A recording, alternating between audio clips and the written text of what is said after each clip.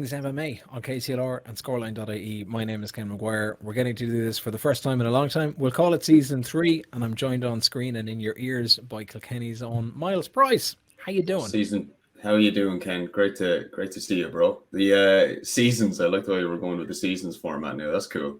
Well, we take a little bit of time off. You've been away traveling and fighting and representing and looking after yourself. We'll talk about all of that and we'll delve into that journey at another date. To get us back into the swing of things for this one, we're going to divide today's chat into two. We've got a look at what's been happening on the local scene because Team Ryano Kilkenny have had a couple of people take part in Premier FC. You've got guys that are getting ready to compete and have been competing as well over the summer. And then we've got a couple of big fights that are coming up this weekend. UFC 279 is on. We've just seen the first night of UFC in France with Cyril Gann and Tai Tuivasa. We'll have a quick look at that. But let's talk about the local side of things.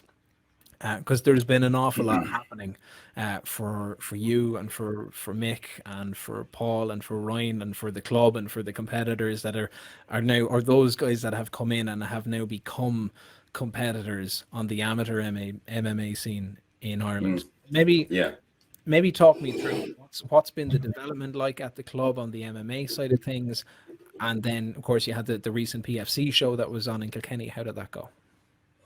It went okay.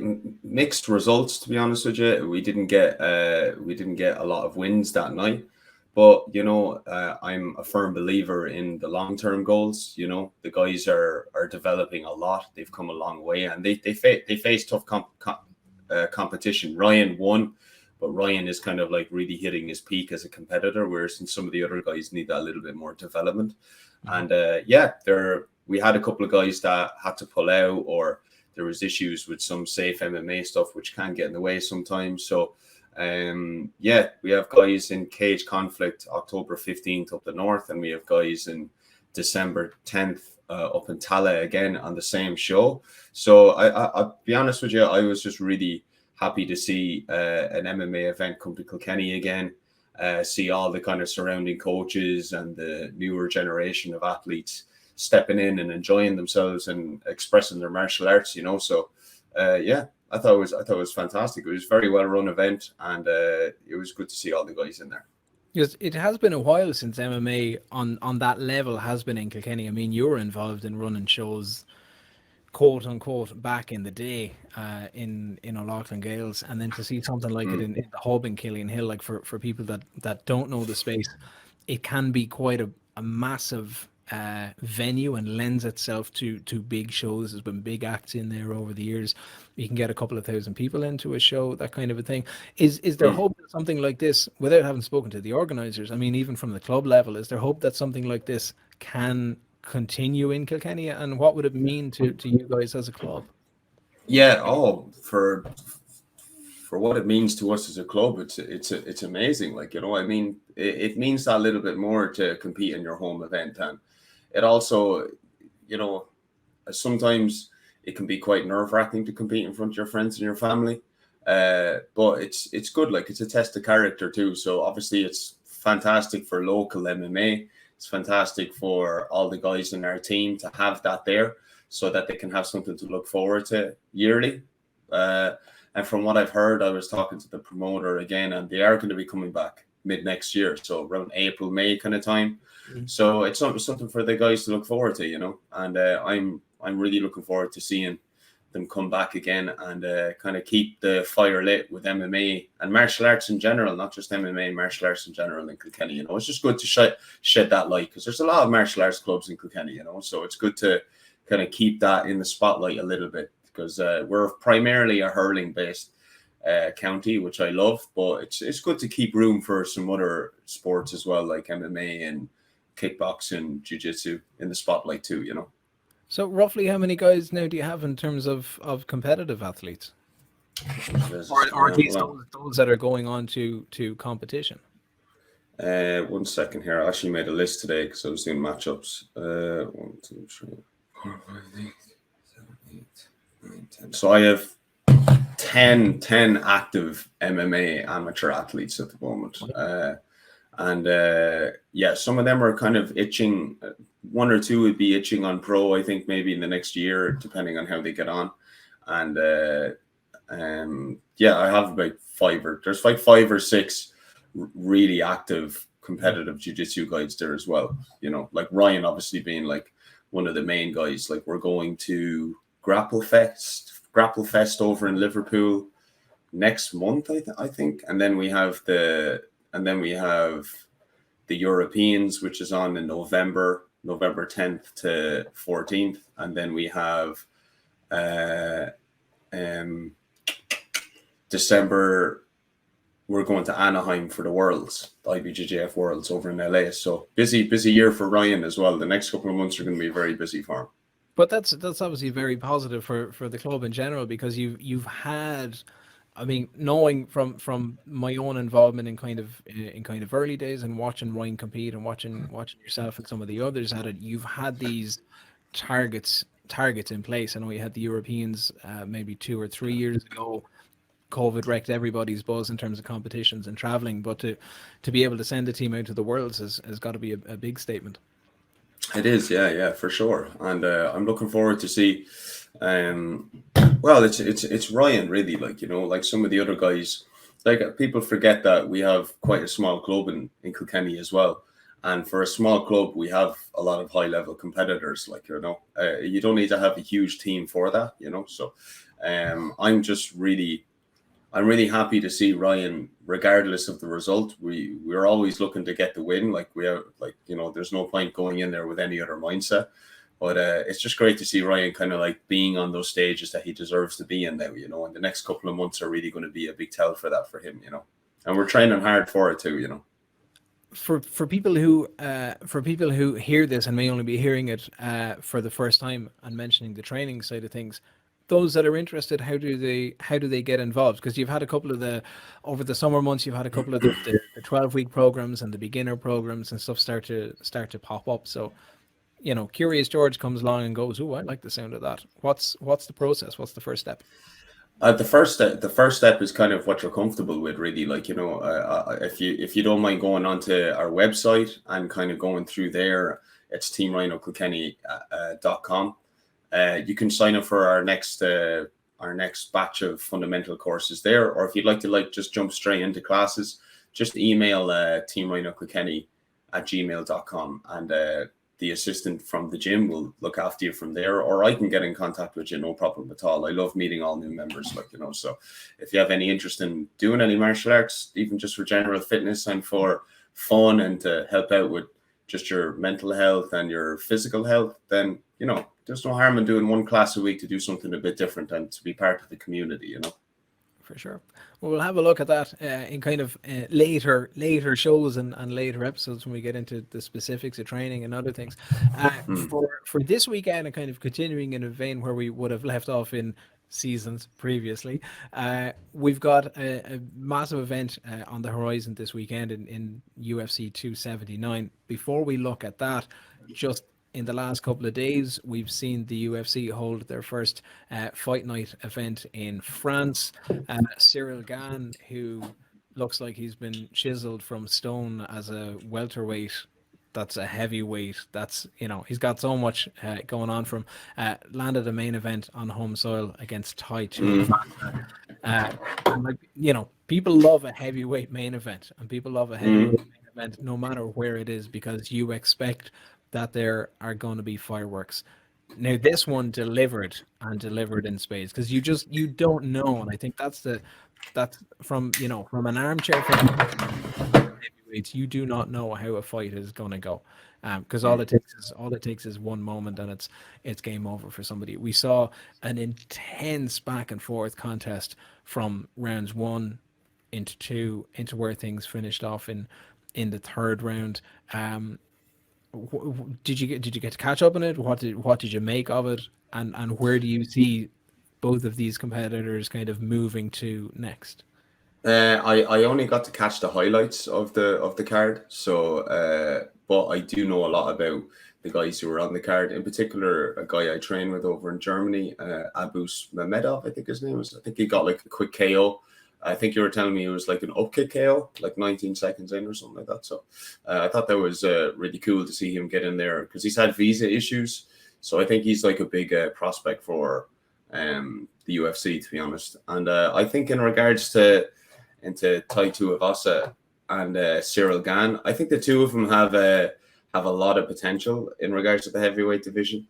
I think Tai Tuivasa kind of reminds me of like the Mark Hunt, Derek Lewis kind of type, you know, where you might need to kind of like complete himself a little bit. Like you could be that brawler for the division. And yeah, he'll probably get like a title fight, but I don't know if he has like the overall game to beat the likes of a Cyril Gane.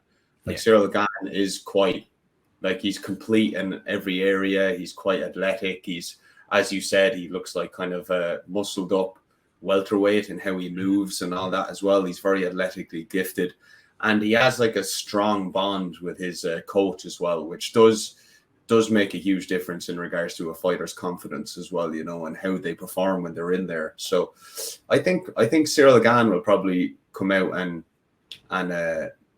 take the title, not in this next fight, I'd say.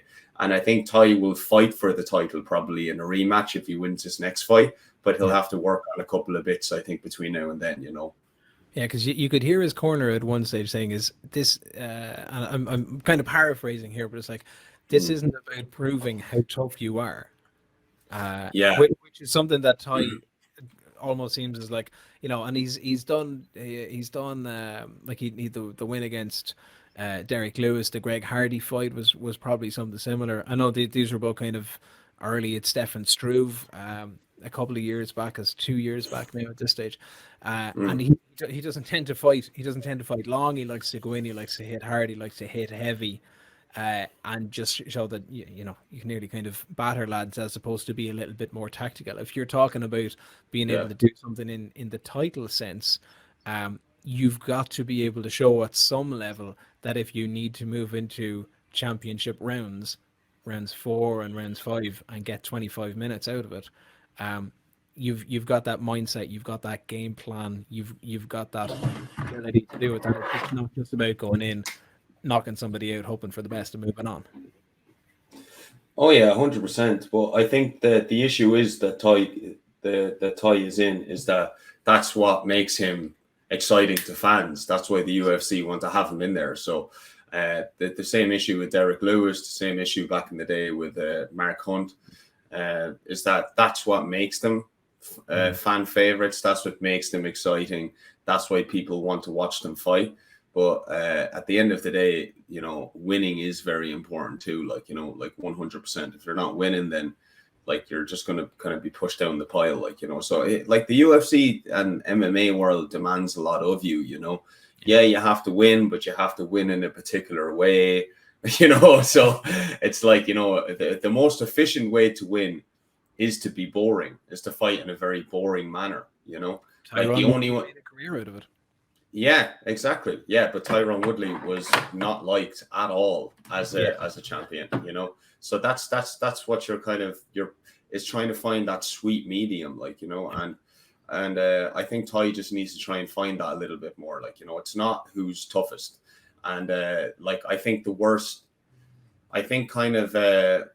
kind of if you want to look at the bad side of that, you don't want to turn into the Cody Garbrandts, where he has a similar mindset too, where, you know, he can get drawn into firefights where I'm going to show you how tough I am. Basically, it's, you know, ego versus ego, pure and simple, like, you know, and you can end up losing your chin, and next thing your chin goes, and that's your career. Whether you choose to finish it or not, your body is telling you that you are finishing in it, and that's it. You know, so yeah, he just needs to find that happy medium, I think, and I can't see him being a champion. Like, I mean, anything can happen. You know, so look at Leon Edwards.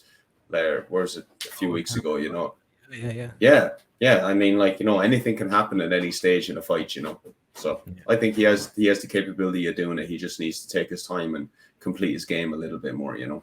Okay, well, I'm sure we're going to see both men. I would hazard we will see both men. I know it's kind of, I look at my watch and it's like, oh look, it's September. I would hazard we'll see both fight before before the end of the year. I'd surprised if we don't see them both fight before the end of the year. Fights that are coming up this weekend, Miles. So we're going to see UFC 279. There's a couple of interesting ones on the card. Without going through the whole of the card, I think the big ones are our co-main event and our main event. Our co-main event sees Tony Ferguson trying to reclaim Tony Ferguson.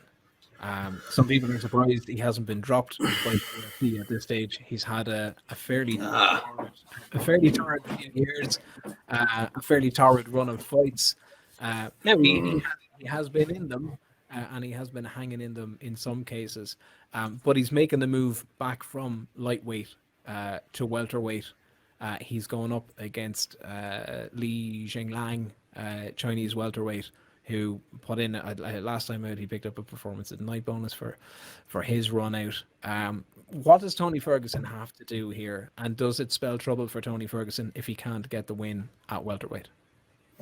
I think that's a bit of a harsh assessment, to be honest with you, for anybody to say that Tony Ferguson should be dropped. I mean, Tony Ferguson will never be dropped by the UFC. Like, the UFC is going to keep Tony. And I think he's just one of those guys. I think he's kind of like in that BJ Penn category where the UFC want to see him stop, but they love him because of what he's done for the company, you know. Okay.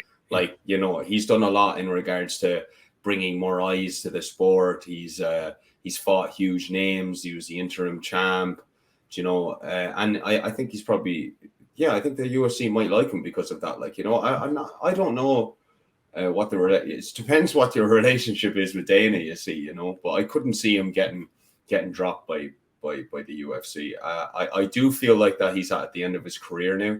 Like, he's pretty on now as well. Like, you know, he's not young anymore. And what 38, 37, maybe it's 30. I think he was 38 earlier this year. Yeah, I think you know, I think he's had his time now. But I get the sense that Tony comes across to me like he has some mental health issues. To be honest, he's a bit mad. He does like outlandish things. He's a little bit confusing to look at when there's some of the things he says on social media and some of the things he does on YouTube and stuff like that. And I think that Tony would find it very difficult to let go of being a fighter, because I don't think he'd know what to do outside of that. Do you know the way you see the likes of the Daniel Cormiers and all that? And yeah, look, we all have our battles, like, you know, with ourselves, but like like, you know, Cormier has he has a kind of a vast skill set to tap into because of his character and his attitude and the way he presents himself. Like, he could easily work for the UFC for the rest of his life. I don't know what Tony would do really, like, you know, outside of fighting, like, you know, and I can kind of sense that his character may fall apart a little bit if he's not fighting. So I don't think he's going to stop, and I don't think the UFC is going to stop him. But I do feel like it is his time now. You know, like, he has to step down. He has nothing else to prove anymore. And I think reinventing himself at welterweight is, maybe I'm wrong, you know, maybe I am wrong, but I just can't see him doing well in this weight division. And I can't see him winning that fight. Like, he'd started to fall down. Obviously the losses stack up, and he starts to fall down the pecking order on the lightweight side of things. We've seen Leon Edwards gets in as takes the win against Kamaru Usman, takes the welterweight title. Colby Covington is still knocking around there. Khamzat, who's also on this card. Gilbert Burns, Bilal Muhammad, Wonderboy is still knocking around. Masvidal is still knocking around. A lot of those names at welterweight, when you put them up against Tony Ferguson, you're kind of questioning a bit on what side of the coin does Tony Ferguson come out. I would feel that he doesn't come out with a win all that often. No. When you start looking at when you start looking at the top 10 that are inside the welterweight division in the UFC at the minute. So it's I don't know where he goes from here. If the loss is there, is that, you know, maybe it's a contract thing, and he's had 4 on it. Maybe there's a 5th or there's a 6th one that's in it. He hasn't fought at welterweight as far as I remember. Ever, has he not? Well, since he was part of the welterweight for the Ultimate Fighter back in season 12 or 13, and won that out, and then takes on the lightweight side of things. You kind of go where you fit, and that obviously worked and worked his way up to the interim title. The fight with Khabib, that was on again, off again, on again, off again, on again, off again. That never happened. Yeah. May have helped matters if it had happened, but I think there's an awful lot of competition in the queue ahead of him in terms of the welterweight side of things. So I'd be curious to see if we're looking at the last of Tony Ferguson's involvement, and if it is the last of it, where does he fit beyond that? I'm not sure. Yeah, no, I'm not sure either, to be honest. Yeah, yeah, Uh, well the said. the main event though is the one that's is the one that's going to have everybody talking, because you know head might say that it's going to go one way, heart might say that maybe it's time to root for the underdog and give Nate Diaz the props that he's been looking for. We don't often get a UFC pay-per-view event, or too often anyway, where there isn't a title on the line in some description in a main event. But the main event is a welterweight bout between Khamzat Chimaev and Nate Diaz as Mm. well, who quote unquote wants that smoke, wants his payday, wants out of the UFC, wants his millions of dollars or whatever he's going to get. Um, call it for me, or at least talk me through it, because this has the prospect to go anywhere. Well, I think kind of the stuff that isn't being seen or talked about, well, it probably is being seen and talked about, is that it's a very dirty move from the UFC. That's what I think, to be honest with you. I To think throw that, Diaz in against Hamzat? of course, it is a complete, yeah, it's a very dirty move. Like, I mean, like the UFC have heard it now, like that. Nate Diaz does not want to be in the UFC anymore. He's going to have one more fight. He has one more fight in his contract. He's been all over the major media platforms, in particular MMA fighting, talking to Ariel Hawani, I think only recently, about, it was like kind of a special section for that he did, a special kind of a podcast, I think, show. So, in the MMA hour. So, I mean, like, he was kind of like dissing the UFC for ages, which rightfully so. Like, the UFC, like, it's common knowledge that UFC don't treat their fighters very well at all, and they don't pay them very well either. And they're kind of like the ones leading from the front in regards to kind of voicing to every other promotion of how to pay fighters. So, I mean, I think that because of his star power, the UFC want to kind of tarnish that as much as they can before he heads away. So before Diaz goes, let's throw him in against a fight where he's just going to get smashed. And then there's this new star that we have that can kind of take over a little bit of that star power if we can take it, like. And I think that's what they're trying to do. I think it's a dirty business decision. And I think Nate Diaz is too tough for his own good, and I don't think he should be taking this fight. And I think he's just going to get destroyed, to be honest with you. And I hate to say that because I'm a big Diaz fan. Yeah, if Khamzat stays standing with him, I feel like that he has a shot, Nate, like, definitely. But if it goes to the floor, I don't like. It doesn't matter how good Nate Diaz's jiu-jitsu is. Like, yeah, he's shown fantastic jiu-jitsu in the past, but I just feel like, Khamzat's control on top. He's not going to do anything silly. He's just going to control and just beat him up. I just think it's going to be. I hope I'm wrong. I really do hope I'm wrong, but I think it's going to be destruction.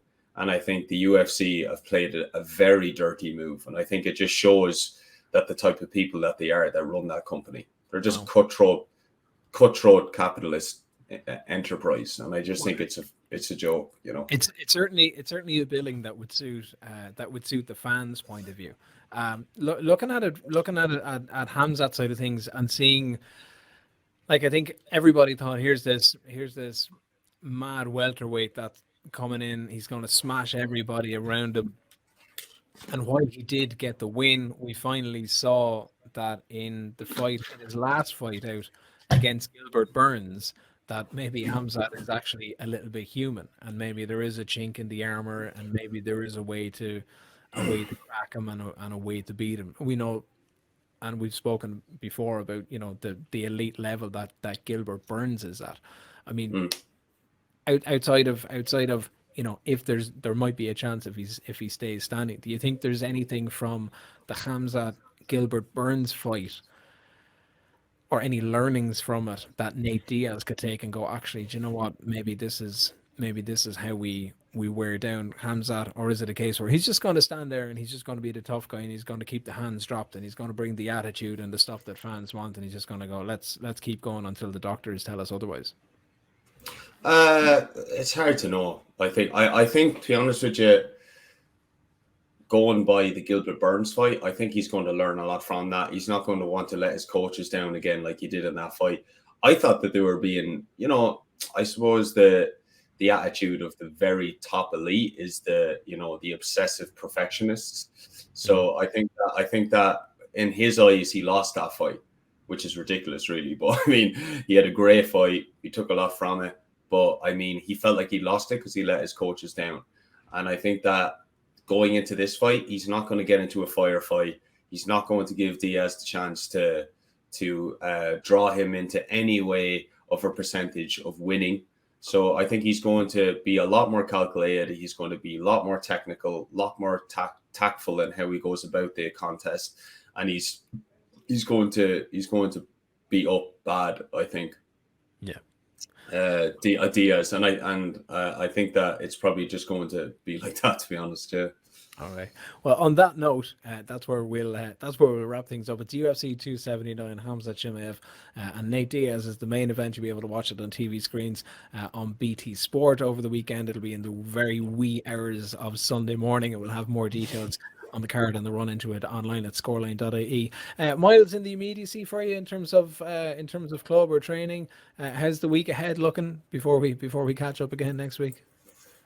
Yeah, great. Yeah, very busy with teaching because Coach Mick is away now. He's doing a trip around Asia at the moment, so he's enjoying himself there, which I'm delighted for, and we all are. We're all going to miss him very much. And but the good news is that I'm stepping much more into a coaching role in the gym, so I'm teaching a lot of the classes now and doing a lot of work with the upcoming fighters. So yeah.